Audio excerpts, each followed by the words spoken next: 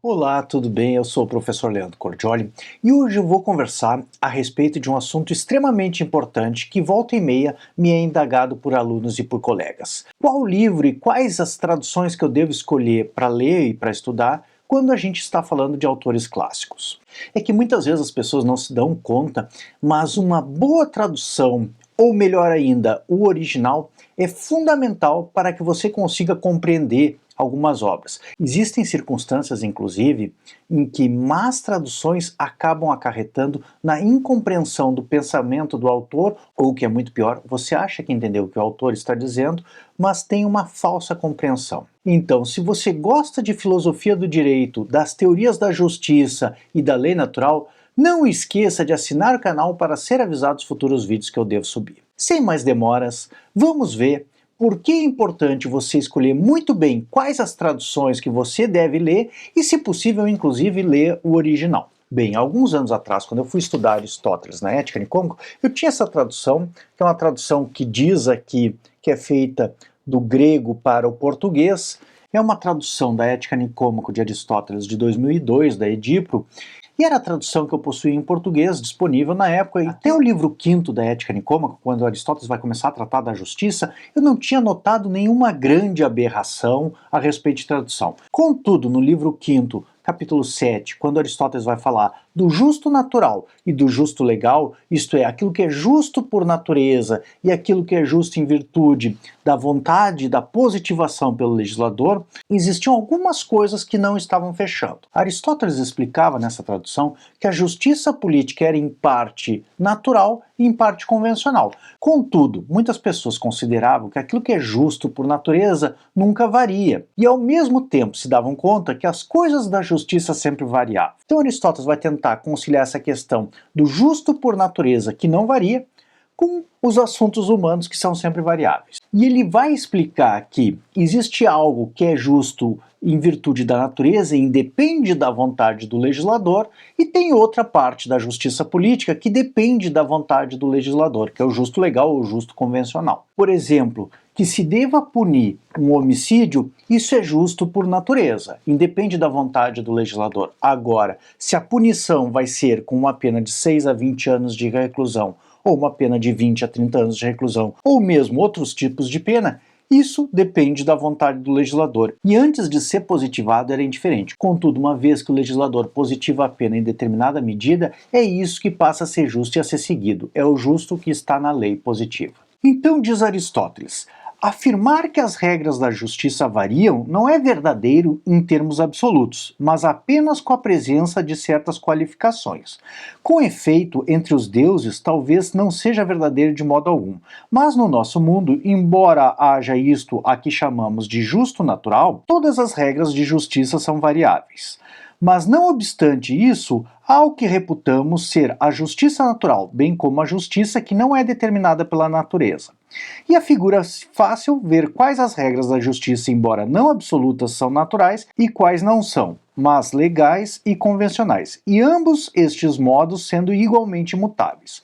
A mesma distinção, diz Aristóteles, será aplicável em todas as outras matérias. Por exemplo, a mão direita é naturalmente mais forte do que a esquerda. No entanto, é impossível que qualquer homem se torne ambidestro. Eu não sei se vocês conseguiram se aperceber desse exemplo aristotélico que é anti-intuitivo, porque diz aqui na tradução que, vou frisar, a mão direita é naturalmente mais forte do que a esquerda. Isso normalmente é assim, porque normalmente as pessoas são dessas e possuem, portanto, a mão direita mais forte.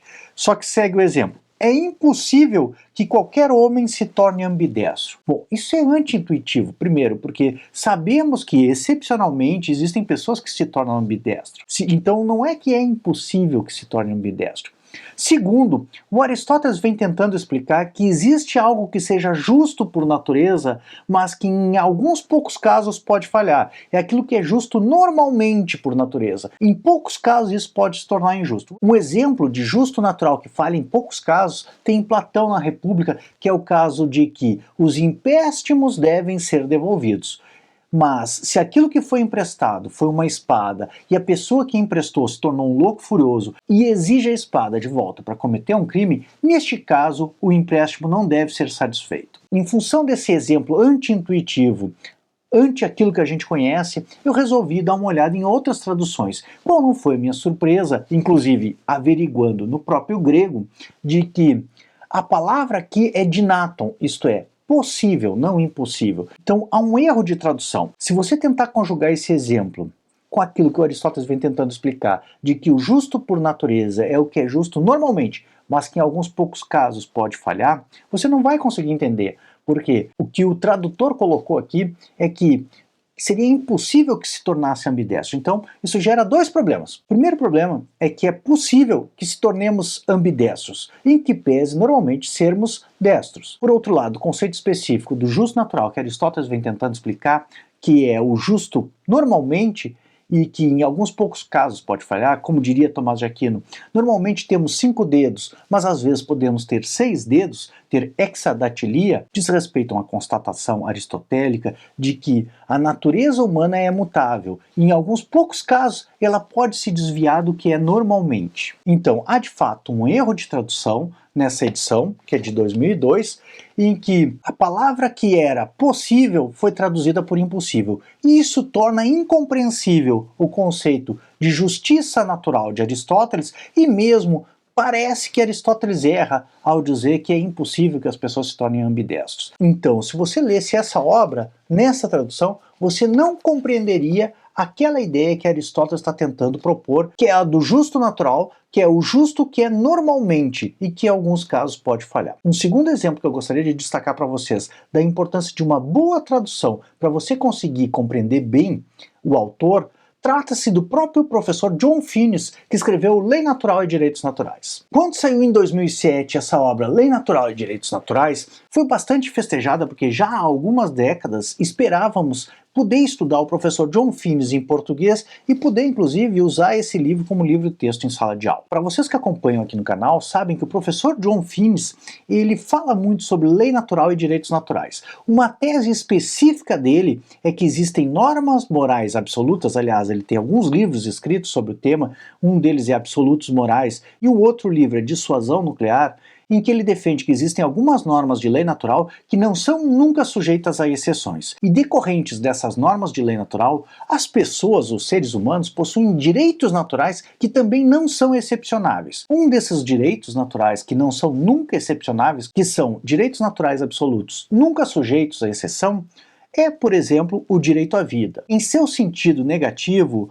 o direito à vida ele nunca é sujeito a exceção. Isto é, todo o ser humano tem um direito natural a não ser nunca assassinado intencionalmente por outro ser humano. E não há uma circunstância excepcional que possa anular esse direito ou anular essa regra de lei natural. Então, naquele famoso caso dos exploradores de caverna de Lon Fuller, em que 5 exploradores entram em uma caverna e ficam trancados lá dentro e são obrigados a matar um deles para se alimentar do corpo e conseguir sobreviver e serem resgatados, naquele caso todos os 5 exploradores tinham direito à vida e se mostra injusto e contra o direito natural assassinar um dos exploradores para se alimentar do corpo dele. Uma outra forma de colocar essa questão é: os fins não justificam os meios. Segundo a lei natural, devemos ter fins retos e meios retos de perseguição dos nossos fins. Eu tenho outros vídeos aqui no canal em que eu falo a respeito da lei natural e de como derivar a lei natural e os direitos naturais a partir dos bens humanos básicos e das exigências da razoabilidade prática.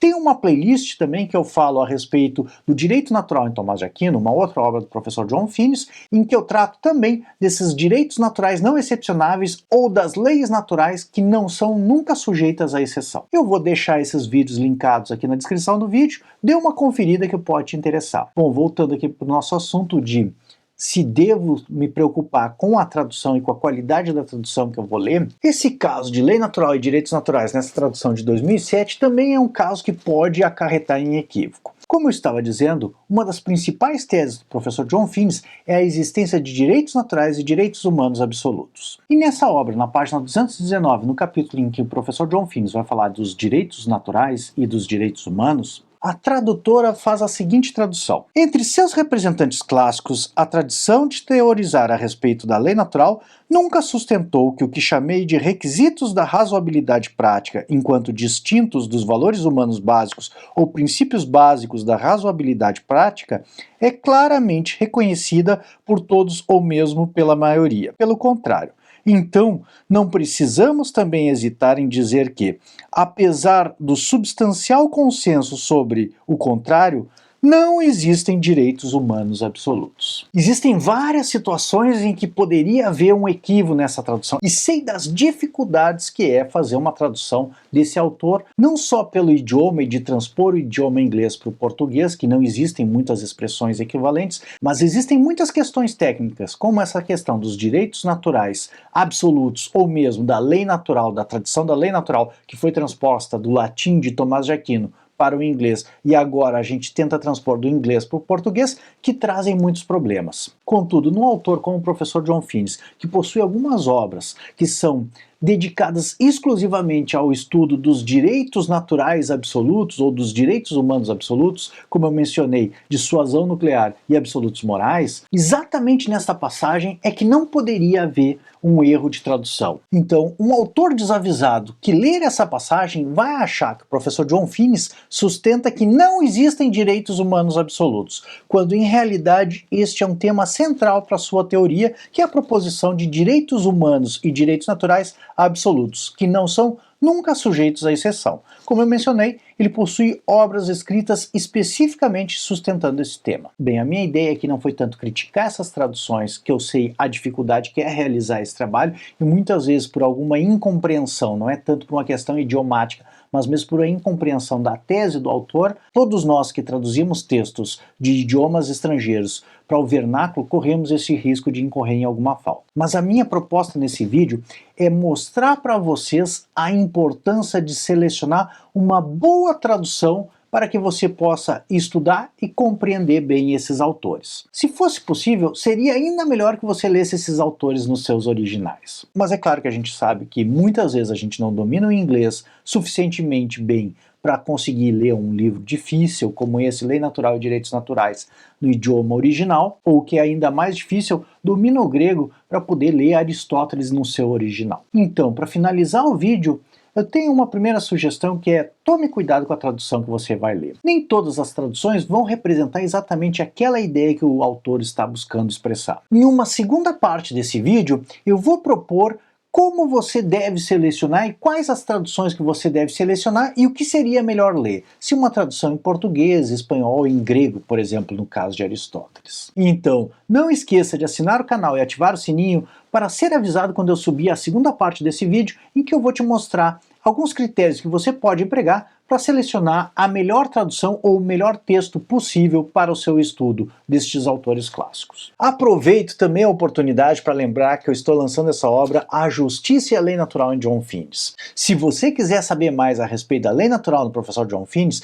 não deixe de adquirir essa obra. Vou deixar um link aqui na descrição. E finalmente, não esqueça de curtir o vídeo e compartilhar com os teus amigos nas tuas redes sociais. Essa é uma grande forma de apoiar o nosso trabalho e ajudar a difundir a teoria da lei natural e da justiça. Um abração e uma boa semana, são os votos do professor Leandro Cordioli.